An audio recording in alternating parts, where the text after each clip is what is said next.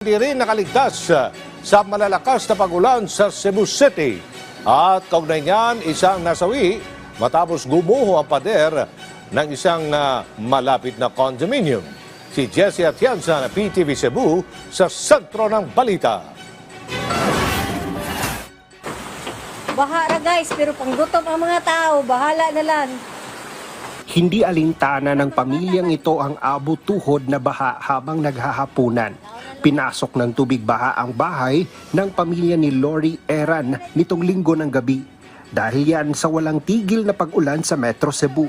Nakunan din ng netizen na lubog din sa tubig baha ang mga motor sa downtown area na tila tumirik na sa gitna ng kalsada. Dahil sa abot-tuhod na tubig baha, wala silang magawa kundi ang magmasid at hintayin tumila ang ulan. Nirespondihan ng mga rescue team ng Cebu City at ng BFP Special Rescue Force Region 7 ang mag-asawang na-trap sa loob ng bahay. Gumuho kasi ang isang pader malapit sa isang condominium property sa Barangay Tisa. Ayon sa mga otoridad, tumagal ng 7 oras ang rescue operation na ikinamatay ni Elisa Batin. Nakaligtas naman ang kanyang asawang si Liberato.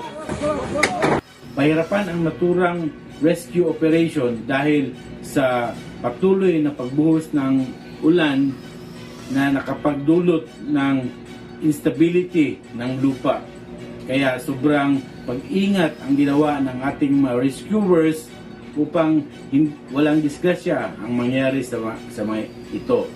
Nanawagan naman si Cebu City Mayor Raymond Alvin Garcia na imbestigahan ang insidente. 5 months by down to me. No. So again, I'm not Superman. I cannot solve that overnight. But at least we are already doing something about it. Nanay mga plano, nga, nga naanay concrete na padulungan. Nangako ang Cebu City Government ng tulong pinansyal sa mga biktima. Mula sa PTV Cebu, Jessie Atienza para sa Pambansang TV sa Bagong Pilipinas.